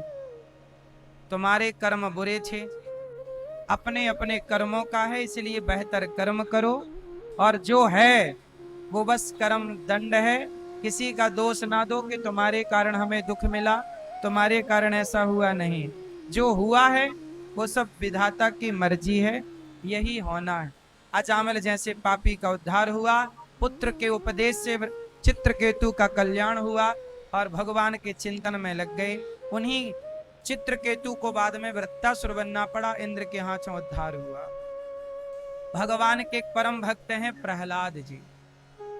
प्रहलाद जी भगवान के बहुत छोटे से नन्हे से भक्त हैं। प्रहलाद जी कितने बड़े हैं? 5 वर्ष के। प्रहलाद जी की माता का नाम क्या है? कयाधु। पिता का नाम क्या है? हिरण्यकश्यपु। हिरण्यकशिपु नाम है इनके पिता का, कयाधु नाम है इनकी माता का। प्रहलाद जी भगवान का बहुत चिंतन करते थे, भगवान के बहुत बड़े भक्त थे।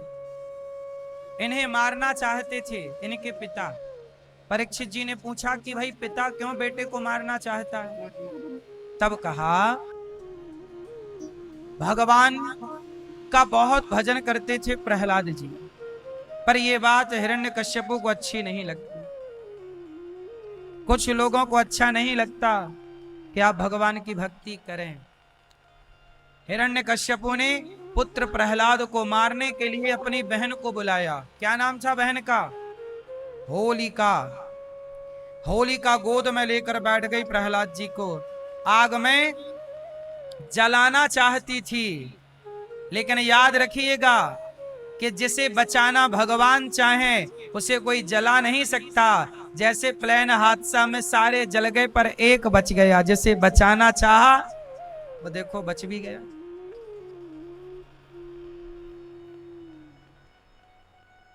तो भगवान के भक्त प्रहलाद को लेकर बैठ गई गोद में। क्या हुआ? प्रहलाद जी उस आग में, होलिका जल गई पर प्रहलाद बच गए। आग भी नहीं जला सकती साहब, भगवान की कृपा जिस पर हो। इसलिए कहता हूं अहरनिश हर क्षण तुम्हारा रक्षक कोई है तो केवल भगवान तुम्हारे रक्षक हैं। एक भगवान के भरोसे रहना सीखो और किसी का आसरा ना हो। किसी के भरोसे रहोगे तो मुंह की खाओगे। भगवान के भरोसे, एक भगवान के भरोसे प्रहलाद जी लाख प्रयास किया हिरण्यकश्यपु ने मारने का, कहीं आग में जलाया, कहीं पानी में डुबाया, हाथी के पांव के नीचे डाला, सर्पों से डसवाया, पर भगवान के भक्त का बाल भी बांका ना। हमारा रक्षक कौन है? बोलो। हमारे रक्षक ही भगवान है। भगवान से अधिक हमारा अपना कोई नहीं। भगवान ही अपने हैं और कोई अपना नहीं।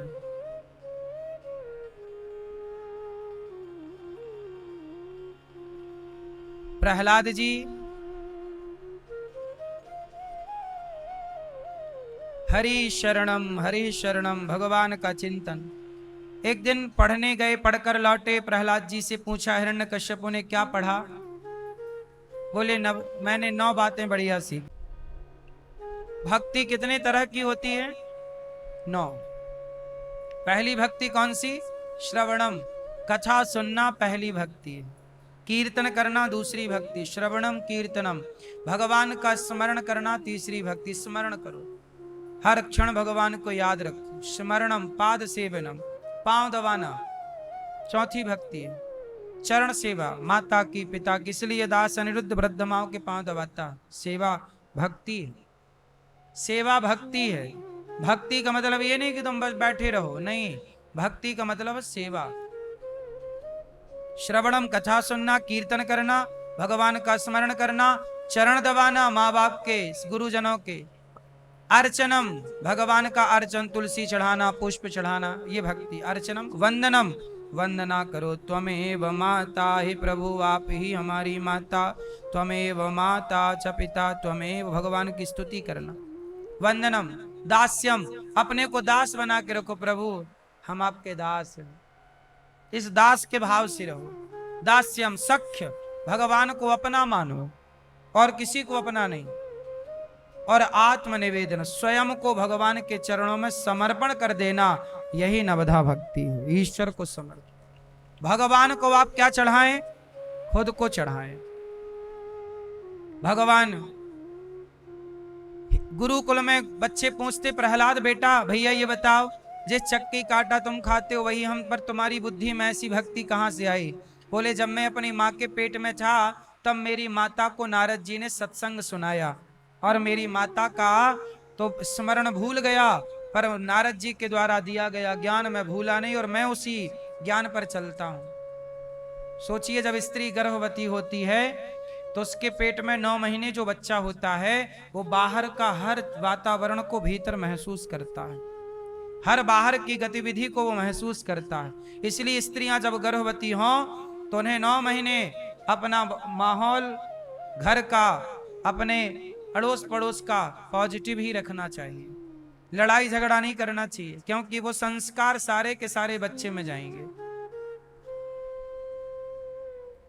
जितना आपका मन सात्विक होगा उतना सात्विक प्रभाव उस बच्चे पे पड़ेगा, और जितना तामसी आपका स्वभाव हो जाएगा उतना प्रभाव उस बच्चे पर पड़ेगा। आपके स्वभाव का पूरा पूरा प्रभाव बच्चे पर जाता है। इसलिए कहता हूं स्त्री जब गर्भवती होए तो बड़ी सावधान रहे, नित्य भगवान का पूजन करे, नित्य भगवान का स्मरण करे, कथाएं सुने ज्यादा से ज्यादा, भगवान का चिंतन करे ज्यादा से ज्यादा, क्योंकि आपके पेट में जो बालक है वो आने वाले भारत का भविष्य है। उसी बालक को प्रधानमंत्री बनना होता है, राष्ट्रपति बनना होता है। वही बच्चा आगे चल के कुछ देश के लिए अच्छा भी करता है और गलत प्रभाव दे दिया तो बुरा भी करता है। बोलो हाँ। इसलिए गर्भवती स्त्रियों को बड़ा सावधान रहना चाहिए।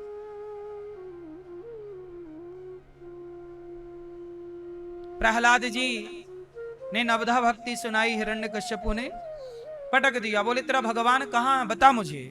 क्या इस खंबे पे तेरा भगवान है? प्रहलाद जी ने बोले हाँ, इस खंबे में क्या, कण कण में मेरा भगवान। तो मुझे क्यों नहीं दिखता? हिरण्यकश्यप बोला मुझे क्यों नहीं दिखता? अच्छा ये बताओ भगवान है कि नहीं?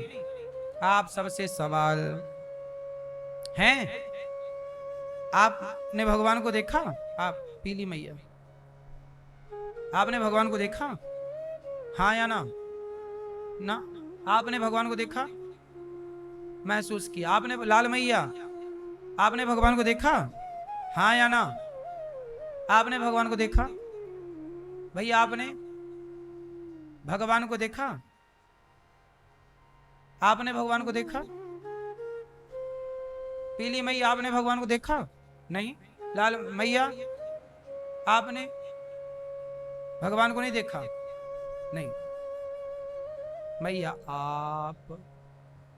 आपने भगवान को देखा? नहीं। मैया आपने भगवान को देखा? मेरी माँ नहीं। आप लोगों ने भगवान, भैया आपने देखा भगवान को? नहीं। आपने देखा बेटा? नहीं। आपने नहीं देखा। पीली मैया आपने भगवान को देखा? नहीं देखा। ये बताओ बिहारी जी गए कि नहीं? मंदिर वंदिर जाते हो? कैसे देखने जाते हो मंदिर? भगवान को। और अभी तो कह रही हो कि भगवान को नहीं देखा। मंदिर जाते हैं किसे देखने? भगवान को। और अभी क्या कह रहे हैं कि भगवान को नहीं देखा। इसका मतलब ये हुआ कि मंदिर में जो बैठे हैं आप उन्हें भगवान मानते ही नहीं, नहीं मानते। क्योंकि आप ये मानते हो कि ये तो पत्थर की मूर्ति है। तो जब पत्थर ही है तो फिर मंदिर जाते ही क्यों हो? क्यों किराया भाड़ा बर्बाद करते हो?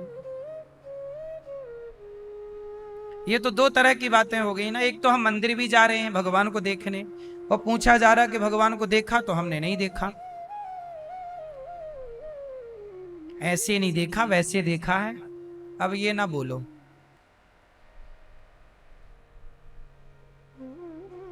अपने झूठ को छिपाओ ना। जो मंदिर में भगवान है वो कौन है? बिहारी जी कौन है? जगन्नाथ जी कौन है? भगवान। पर आप तो कह रहे हैं कि हमने भगवान को नहीं देखा, जबकि आपके घर में भी एक भगवान गोपाल जी के रूप में है। आपके घर में गोपाल जी हैं? बोलो हाँ। शालिग्राम जी भी होंगे। तो शालिग्राम जी गोपाल जी कौन है? जोर से। भगवान। लेकिन आप क्या बोल रहे हैं? हमने नहीं देखा। इसका मतलब यह है कि आप भगवान को भगवान के रूप में देखते ही नहीं। आप भगवान को धातु के रूप में देख, अरे ये तो पीतल है, ये तो मूर्ति है, ये तो पत्थर है। मानो तो मैं गंगा मां हूं, ना मानो तो बहता। ये बताओ, प्रहलाद जी ने कहा था ये खंबे पे भगवान है, तो खंबा काय का था? पत्थर का। पर पत्थर के खंबे पर जब हिरण्यकश्यपु ने प्रहार किया तो भक्त का विश्वास था कि इस खंबे पर भगवान है। तो भक्त के विश्वास को रखने के लिए भगवान खंबे से प्रकट हुए थे कि नहीं? प्रकट हुए। यदि प्रहलाद के विश्वास को रखने के लिए प्रकट हो सकते हैं तो आपका विश्वास होगा तो भगवान नहीं होंगे। इसलिए कमी किसकी है मेरी मां? आपके विश्वास की। आप विश्वास ही नहीं करते कि ये भगवान है। जब आप पत्थर मानोगे तो पत्थर से क्या पाओगे? इसलिए पहले तो ये मानसिकता बदलो कि ये पत्थर है। और यदि मानसिकता पत्थर की ही है तो फिर मंदिर क्यों जाते हो? मंदिर में जो भगवान है वो स्वयं साक्षात भगवान। कलयुग है ये। त्रेता में चलते फिरते राम मिलते थे, द्वापर में चलते फिरते कृष्ण मिलते थे, पर कलयुग है। कलयुग में भगवान इस विग्रह के रूप में प्राप्त होते हैं। यही ईश्वर का रूप है, कलयुग में यही अवतार है। हमने बताया ना पहले दिन की कथा में या दूसरे दिन कि जगन्नाथ जी का अवतार हुआ।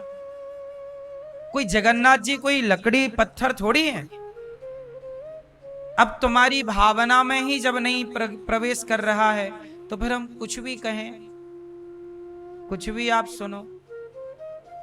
भगवान किसी साइंस की कसौटी का विषय नहीं है, भगवान आस्था का विषय है। किसका विषय है? किसका विषय है? हाँ, यह एक श्रद्धा का विषय है। जैसे मां एक बेटा बोला कि भाई हमारी माँ ने तो हमारे को पाल पोस के बड़ा किया, इसमें कौन सा हम पे एहसान कर दिया। ये तो हर माँ बाप करते हैं। अब बेटा तो ये भी बोल रहा है आजकल का बेटा तो ये भी बोलता है कि माँ बाप ने हम पर थोड़ी कोई एहसान किया। अरे वो तो जन्म दिया, वो तो प्रोसेस है, पाला पोसा वो तो करना ही पड़ता है। अब बेटा तुम्हारा ये बोलता है, लेकिन ये बात गलत है। सच्चाई क्या है कि मानो तो माँ बाप भगवान हैं, नहीं मानो तो फिर तो वो एक प्रोसेस सबके साथ चल ही रहा है। तो मानने से ना मां भगवान के रूप में है, मानने से ना बाप भगवान का रूप है, नहीं मानो तो काय का भगवान। बहुत सारे लोग बाप को कहां बाप मान रहे हैं और मां को कहां मां मान रहे हैं, लात मारने को तैयार है।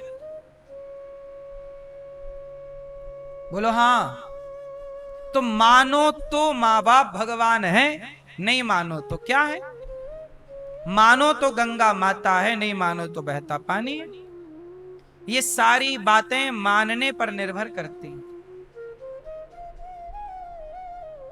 अब जब मानना ही नहीं है आपको, तो फिर आपको कोई मना नहीं सकता, फिर आप मत मानो। ना मानने से क्या पाओगे? एक व्यक्ति बोला गुरुजी मैं भगवान को नहीं मानता। मैंने कहा अच्छा है, नहीं मानता, ठीक है, पर ये बता ना मानने का कारण क्या है? जो लोग कहते हैं मैं ईश्वर को नहीं मानता, तो मैं उनसे पूछूं कि भैया ना मानने का एक ठोस कारण बताओ, क्या कारण है कि आप नहीं मानते? और मैं मानता हूं, तुम नहीं मानते ईश्वर को, तो ना मान के तुम क्या पालोगे? और मैं मानता हूं तो मान के मेरा क्या नुकसान है? एक बात बताओ, उल्लू होता है, उल्लू को सूर्य नजर नहीं आते। उल्लुओं ने सारी मीटिंग रखी और मीटिंग में प्रस्ताव रखा, क्यों भाई सूर्य होता है क्या? सारे उल्लुओं ने कहा कि हमारे पुरखों ने तो नहीं देखा, हमारे पूर्वजों ने तो नहीं देखा। किसी ने देखा होता तो जरूर कहता। हमारे पुरखों ने, उल्लू ने कहा सूर्य होता ही नहीं है, जब देखा ही नहीं मतलब नहीं होता। सारे उल्लुओं ने संविधान बना दिया कि सूर्य होता ही नहीं।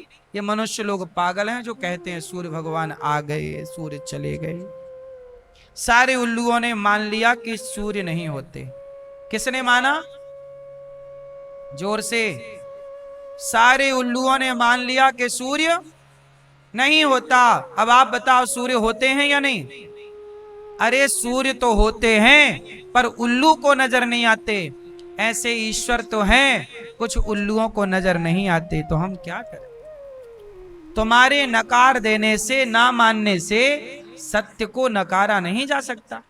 भाई तुम्हें नजर नहीं आता, ये तुम्हारी प्रॉब्लम है, ये तुम्हारी पर्सनल प्रॉब्लम है। तुम्हारी आंखों में अज्ञान का मोतिया बिंद हो गया, तुम अपना इलाज कराओ। तुम ये नहीं कह सकते कि भगवान नहीं है। अच्छा एक बात बताओ, ये कपड़ा है तो ये कपड़े को बनाने वाला कोई होगा कि अपने से बन गया? मेरी माँ, ये कपड़ा है तो कोई बनाने वाला है कि अपने से बन गया? आप लोगों ने जो कपड़ा पहना अपने से बना, कोई बनाया? आपने जो चश्मा पहना है किसी ने बनाया कि अपने से बन गया? बोलो।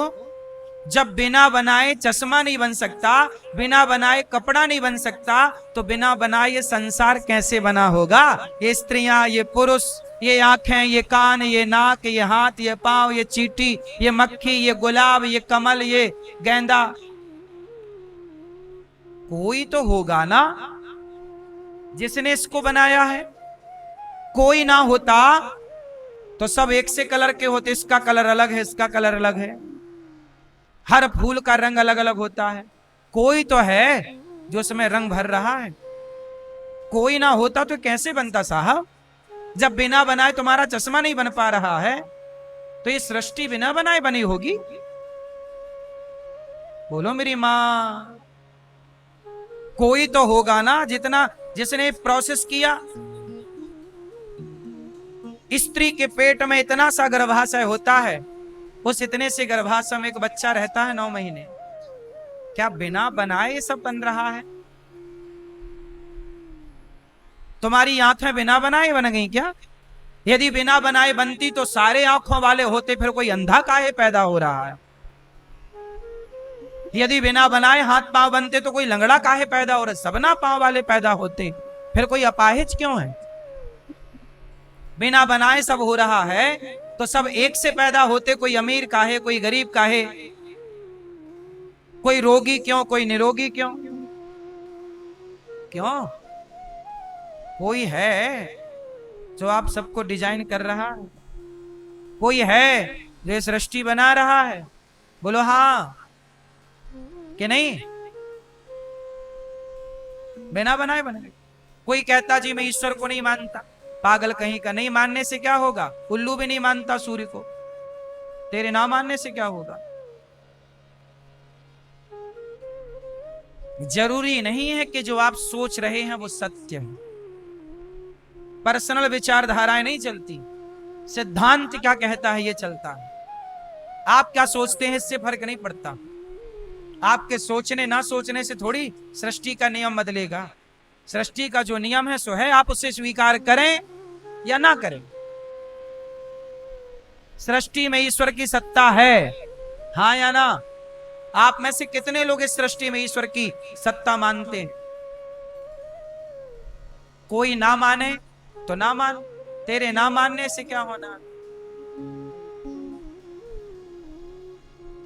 क्यों? प्रहलाद जी ने कहा पिताजी इस खंबे पर भगवान है, तो हिरण्यकश्यपु ने कहा कि भगवान दिखता क्यों नहीं है? तो दिखाई पड़ना चाहिए। क्यों मैया? ईश्वर है तो दिखता क्यों नहीं? सिंपल सा उत्तर है इसका, ईश्वर है तो दिखता क्यों नहीं? ये बताओ, नमक समुद्र में नमक है या नहीं?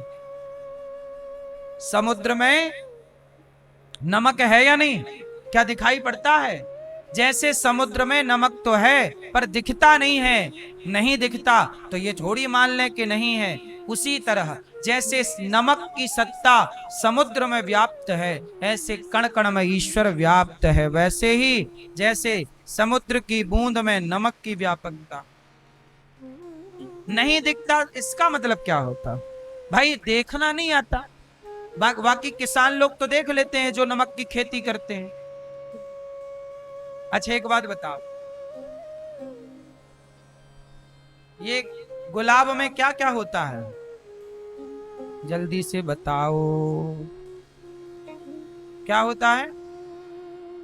खुशबू है, और क्या है? रंग, रंग है। और बताओ? चावल, और क्या है? मैया इसमें और क्या है? रस है, माना है रस, और है ठंडी, चंडी, अठन्नी,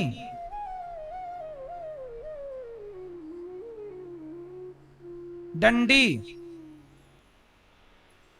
डंडी है डंडी। इस गुलाब में एक चीज और है जो आप लोग नहीं देख पा रहे, और वो है शहद, हनी। हाँ या ना? अब इसमें शहद तो है, पर निकालेगा कौन? सिर्फ मधुमक्खी। यदि मधुमक्खी आकर इस पर बैठ गई तो क्या लेकर उड़ जाएगी? इससे शहद लेकर उड़ जाएगी। जैसे गुलाब में, पुष्प में शहद है, पर उसे ढूंढने वाली कोई मधुमक्खी चाहिए, ऐसे भगवान कण कण में है, कोई देखने ढूंढने वाला भक्त चाहिए। भक्त है तो प्रहलाद को खम्बे पर नजर आ गए, भक्त है तो मीराबाई को नजर आ गए, सूरदास, रैदास, कबीरदास, रसखान को नजर आ गए। और जिसे जो भक्त नहीं है वो चिल्लाता रहा, भगवान कहाँ है, भगवान का।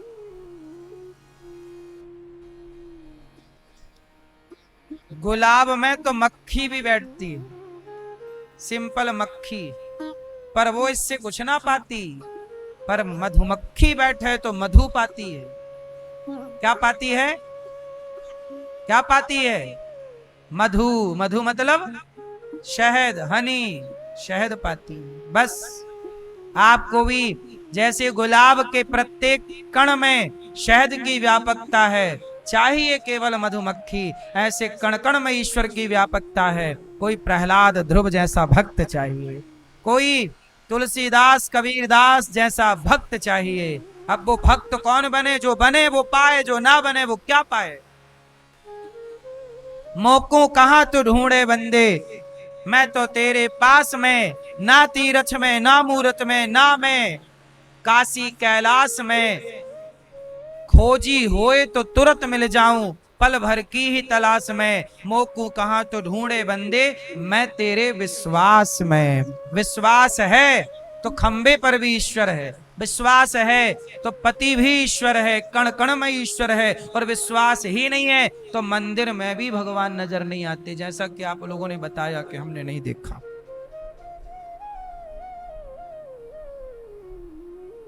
आप सैकड़ों बार मंदिर गए होंगे, लेकिन आपको क्या नजर नहीं आए? भगवान। और अभी 2-4 बार और जन्म लेंगे आप लोग, फिर भी यही कहेंगे, नहीं जी हमने तो भगवान को नहीं देखा, नहीं देखा नहीं। जबकि मंदिर रोज जाते हैं, कीर्तन मंदिर में करेंगे, श्री राम जय राम जय, पति से बोल के जा रही हैं, हम कीर्तन में मंदिर जा रहे हैं भगवान के पास। और झूठ और बोलेंगे कि नहीं जी हमने नहीं देखा। मेरी मां, आप किसे धोखे में रखी हो? स्वयं को। ये धोखा आप किसे दे रहे हैं? हमें नहीं, पड़ोसी को भी नहीं, स्वयं को। ये सवाल ईश्वर पूछेंगे, मुझे देखा? नहीं, आपको तो नहीं देखा। अरे भगवान बोले तेरे घर में मैं था, तू रोज गोपाल जी की पूजा करती थी कि नहीं, भोग लगाती थी, मैं कौन था वो? नहीं, वो तो अष्ट धातु थी। तो धातु की पूजा कौन करता है? धातु की पूजा कौन करता है? भगवान की ना की जाती है। कोई गरीब के रूप में कौन था? भगवान थे। भूखे के रूप में कौन? भगवान। ना जाने किस रूप में, हर रूप में ईश्वर का दर्शन करना सीखो। प्रहलाद जी के लिए नरसिंह भगवान प्रकट हुए, हिरण्यकश्यपु का उद्धार कर दिया। बोलिए नरसिंह भगवान की स्तुति, नरसिंह भगवान की प्रहलाद जी ने की। इस तरह से प्रहलाद जी ने भगवान से कहा। भगवान ने बार बार कहा, प्रहलाद बेटा कुछ मांग लो। प्रहलाद जी ना, कुछ ना चाहिए। भगवान ने प्रहलाद जी पर खूब कृपा की। भगवान के परम भक्त प्रहलाद जी कुछ ना चाहे। एक बार हाथी को पांव मगर ने पकड़ लिया तो अवतार लिया भगवान ने हरि का, हाथी का उद्धार किया। समुद्र मंथन हुआ, धनवंतरी, कश्यप, मोहिनी, 3 अवतार भगवान ने लिए। राजा बलि पर वामन बनकर भगवान ने कृपा की। वामन बनकर गए, 3 पग भूमि मांगी। वामन भगवान ने पहले पग में पाताल नापा, दूसरे पग में सत्यलोक नापा, तीसरा पग कहाँ रखा? राजा बलि के मस्तक पर रखा। और राजा बलि ने कह दिया, प्रभु अभी मेरे धन को नापा, अब मुझे नाप लीजिए। अपने आप को समर्पित कर दिया। तब भगवान बोले, राजन मैं तुम्हें छलने आया, तूने तो बेटा मुझे छल लिया, कुछ मांग ले। प्रहलाद जी ने बलि ने कहा, बस यही कृपा करो कि आप मेरे पास सदा रहो। तब राजा बलि के द्वारपाल बन गए भगवान। हमारे भगवान इतने दयालु कि तुम्हारे द्वारपाल बनने को तैयार। क्या बनने को तैयार? द्वारपाल बनने को तैयार। द्वारपाल बन गए। लक्ष्मी जी बाद में लेकर गई। राजा बलि ने दान किया तो भगवान भी उनके द्वार पर चले गए। इसलिए जो दान करता है, जो देता है, तो ईश्वर भी लेने चले जाते हैं। जब पता रहेगा कि आप कुछ देते ही नहीं हो, एक रोटी भी नहीं देते, तो ईश्वर भी आपके घर क्यों जाएगा? हाँ भाई, जब कोई आपके पास आया, आपके घर कोई क्यों, आपसे हम कह रहे हैं कि भैया हमें रोटी दे दो, तो हम आपसे रोटी तब मांगेंगे जब हमें यह पता चल जाएगा कि आप रोटियां देते हो। जब आप रोटियां दोगे ही नहीं तो हम आपके घर आएंगे क्यों और आपसे मांगेंगे क्यों? बोलो। तो जब आप देने वाले बनोगे तब ना लेने के लिए भगवान भी आएंगे। गौरी गोपाल आश्रम में भोजन मिलता है, जब सबको पता है तब तो सब लोग आते हैं। यहाँ दी ही ना जाए रोटियां, भोजन दिया ही ना जाए तो कोई क्यों आएगा? तो जब भोजन बंटता है तो भक्त आते हैं, तो भक्त आते हैं तो भगवान भी जरूर आएंगे। क्योंकि जहां बछड़ा होता है वहीं गैया होती है। बोलो हाँ। गैया कैसी भी हो, आप उसके बछड़े को गोद में ले लो और भागो तो गैया अपने आप पीछे पीछे दौड़ेगी, उसे अलग से बुलाने की जरूरत। बोलो हाँ। जिस तरफ बछड़ा जाएगा गैया दौड़ती जाएगी, दौड़ती जाएगी।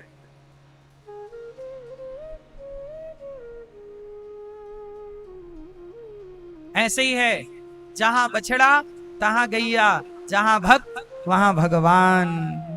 इसलिए कहता हूं, भगवान के पांव ना पकड़ो, भगवान के भक्त के पांव पकड़ो। भगवान की सेवा ना करो, वो कर ही नहीं पाओगे। जब भगवान के भक्तों की आप सेवा करते हैं तो भगवान प्रसन्न हो जाते हैं। एक बात बताओ, जब बेटा भरपेट खा लेता है तो माँ बाप सुखी हो जाते हैं कि नहीं? अब ये बताओ, बेटा भूखा हो तो क्या माँ बाप खुश रह सकते हैं? जब बेटा खुश होता है तो माँ बाप अपने आप खुश हो जाते हैं। ऐसे ही जब भक्तों का पेट भर जाता है तो भगवान का पेट अपने आप भर जाता है। मेरे भक्त ने खा लिया, क्योंकि भगवान खाते कैसे हैं? एक बात बताओ, माँ का खाया हुआ बच्चे के पेट में चला जाता है कि नहीं? बोलो हाँ। जब स्त्री गर्भवती होती है तो माँ का खाया हुआ बच्चे के पेट में जाता है कि नहीं? जब माँ का खाया बच्चे के पेट में जा सकता है, गर्भवती स्त्री के, तो भक्त का खाया भगवान के पेट में क्यों नहीं जा सकता? क्योंकि भगवान तो तुम्हारे भीतर ही है ना। तो तुम खाते हो तो केवल तुम ही तृप्त होते हो नहीं, भगवान कैसे खाते हैं? भक्तों के द्वारा खाते हैं। जैसे बच्चा माँ के द्वारा खाता है, माँ खाएगी तो उसका खाया पिया रस के रूप में बच्चे के माँ के शरीर से नरा जुड़ा रहता है, नाभि से। तो बच्चे का पहला मुंह होता है नाभि। बच्चा मुंह से नहीं खाता, नाभि से खाता है पहले, पेट में। बोलो हाँ। मुंह से तो जन्म लेने के बाद खाता है। बात सही है कि गलत है? ऐसे ही जैसे बच्चे का खाया माँ का खाया बच्चे के पेट में, ऐसे भक्त का खाया। इसलिए दास अनिरुद्ध साधु संतों की, आप भक्तों की सेवा में लगा रहता है, क्योंकि मुझे पता है कि भगवान को प्रसन्न करना है तो भगवान के भक्तों को प्रसन्न किया जाए।